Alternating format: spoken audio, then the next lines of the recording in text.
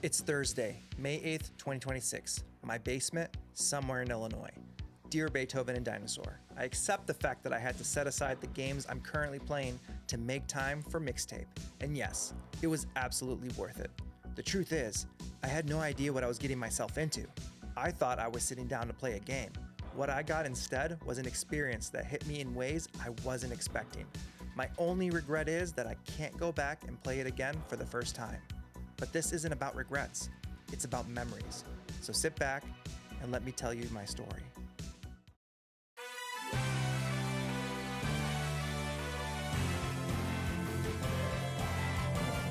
Hey everyone, welcome back to Dollar Games. And now, if you've been watching this channel for any amount of time, you know I usually spend my days talking about JRPGs, along with the occasional JRPG adjacent game. But today, it's a little bit different. I'm not talking about turn-based adventures that may or may not end with you fighting God. And to be fair, there's absolutely nothing wrong with that because you all know those kind of games are my bread and butter.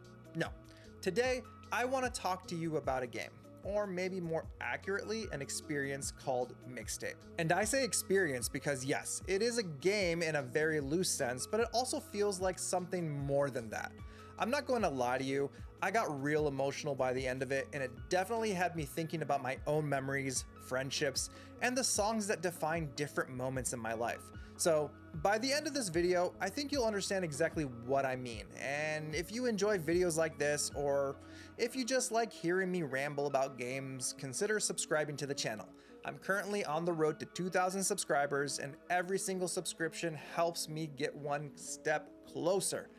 Also, if you already love what I do and want to support me even more, I opened up memberships, so you can check that in the description for more information. And anyways, let's get into it. I'm not gonna lie, I completely forgot this game was coming out on May 7th. Now, when Mixtape was first revealed back in 2024, I was sold immediately. I mean, how could I not be? It wore its John Hughes inspiration on its sleeves and centered its entire story around music. Now at that point, it felt like the developers had created a game specifically designed to target me. So yeah, I always knew I was going to play it. But when the original 2025 release window came and went and the game was delayed to 2026, it kind of slowly slipped off my radar.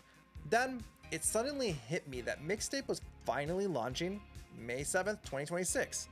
The moment I realized that, I knew I had to put everything else I was playing on hold and make time for it. Now, I'm really glad I did that because Mixtape ended up being one of my favorite gaming, or I guess experiences of the year so far. So now, before I get too far into my feelings on the game, I want to give you a quick overview of the story without spoiling too much. Mixtape takes place over one final night before three friends finish high school and head out into the real world. You follow Stacy, Slater, and Cassandra as they move through parties, memories, and all that weird emotional baggage that comes with realizing your life is about to change forever. Now, there's also a pretty big elephant in the room between the three of them. They've spent who knows how long planning this ultimate post-high school road trip, only for Stacy to back out at the last minute to pursue a dream job in New York City. As you can imagine, that decision brings a lot of emotions to the surface and creates tension throughout the night as each character tries to process what it means for their friendship and their future. But yeah, the setup is actually pretty simple, and that simplicity works entirely in the game's favor. The story focuses on the group's final night together while letting you experience key memories that deepen your understanding of each character and helps build a real emotional connection to them. Each of these characters is trying to figure out what they want from the future, what choices they need to make, and then how to hold on to these memories before this chapter of their lives comes to an end. And that's where the John Hughes comparison really comes into play. Mixtape understands something those movies always understood. When you're a teenager, everything feels like the end of the world. And emotionally, sometimes it is. So you get this group of confused, rebellious, and emotional teenagers trying to navigate the future. Now, tell me that doesn't sound like a setup for almost every John Hughes movie. So the big question people have been asking about Mixtape is whether you can even call this a game. And in my opinion, the answer is yes, but with a big old giant asterisk like right over here. It's a game much like how a visual novel is a game. Now, raise your hand if you've ever played a walking simulator. You know, something like Firewatch, which basically had a core gameplay mostly consisting of walking around from one scene to the next. Even with that basic gameplay, I loved that game for the story it was telling. Now you see, Mixtape feels similar in some ways, but it goes a bit further. At times it feels like a visual novel that you can physically move through, and you have this ability to walk through these scenes, checking your surroundings and finding ways to trigger the next memory or plot point to move the story along. Now, as each sequence unfolds, you're not just watching events play out, you're actively participating in them, whether that means running, jumping, flying, or skateboarding your way to the next destination. Each memory or sequence introduces a specific type of minigame that fits the situation the kids find themselves in. You'll do things like toilet paper the principal's house, skip rocks at the pond, and drunkenly rent movies at a local video store while knocking half the place over. Oh, not the cutouts. I was gonna put that in my Fraser Bane loft apartment. You know, all the typical things you did as a teenager. But yeah, I had a lot of fun with these minigames, and they add more than just variety.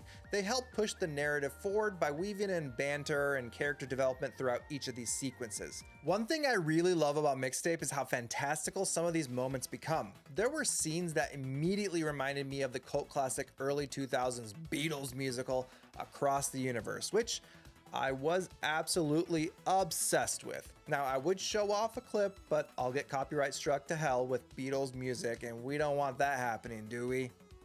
Swiping spells? Not cool. I'll sue you for copyright infringement. Also, Mixtape has this way of mixing, pun intended. You know, I'm a comedian, and Randy always laughed at me because sometimes friends make us laugh. Why can't you just laugh? And why won't you eat tuna? Ordinary teenage moments with wild, dreamlike sequences where everything becomes a little trippy and emotionally heightened. The visual style reinforces that feeling. The game constantly shifts between grounded suburban settings and surreal, memory-like moments that feel larger than life. And that's where the music comes in. This game feels like a love letter to my teenage years. What a lot of you may not know is that music has always been a huge part of my life. I've always been fascinated by how the right song can completely transform a scene or capture a specific mood. Now, back in the day, I was constantly making mixtapes and burnt CDs built around particular feelings or themes, and then sharing them with friends. And when I say sharing them, I mean forcing things upon them. I was like, here, take a CD. You have to have it. I was that friend. I'm not proud of it, but it is what it is. It was something I was genuinely passionate about. In fact, everyone around me knew how much I cared about music, to the point where I was usually the person put in charge of the playlist, whether that was for a party, a wedding, or just about any other gathering. So when this game was first shown off, I realized Stacy had that same passion. I knew this game was going to connect with me.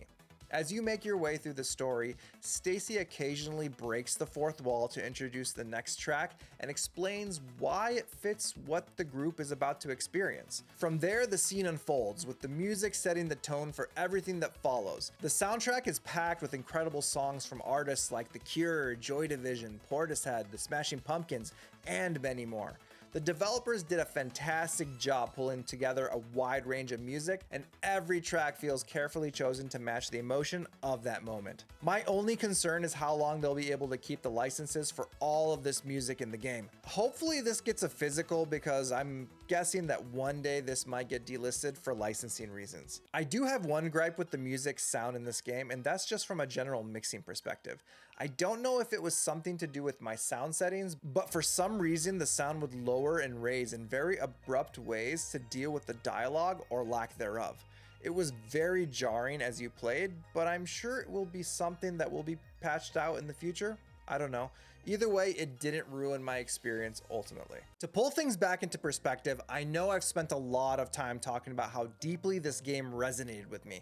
That might make some of you think this is one of those experiences that only works if you grew up in suburban America or can directly relate to that specific setting.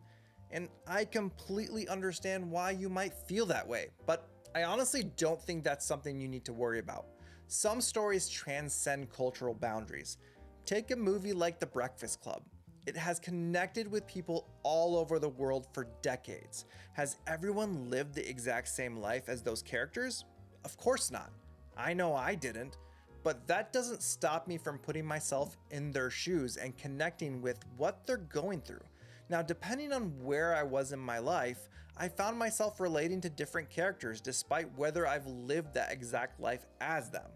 That's the power of a well-told story. And when I look at the themes Mixtape explores, I see ideas that are universally relatable. Growing up and feeling lost, having to say goodbye to friendships, and trying to figure out what comes next. Those are experiences most of us go through in one way or another. As I played through Mixtape, I found myself reflecting on my own teenage years and early adulthood. The game does an incredible job of capturing the emotions that come with that stage of life. And to me, that's what makes this game so special. By the time the credits rolled around 3.5 hours later, Mixtape had unlocked a feeling I hadn't experienced in a very long time. It was equal parts joyful and melancholic. It reminded me of simpler days when music meant everything and being with your friends was all you really needed. At the same time, it gave me a sense of peace, a reminder that even though life gets more complicated, things do get better, and that more than anything else is why I felt compelled to make this video. Because sometimes a game comes along and reconnects you with a version of yourself you haven't thought about in years. And yes, that may sound a little cheesy, but for this game, I think that feels exactly right. And with that, take care and catch you in the next video, guys. See ya.